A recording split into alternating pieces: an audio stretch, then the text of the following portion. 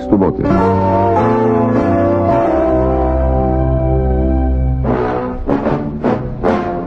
Антон Митов шоу!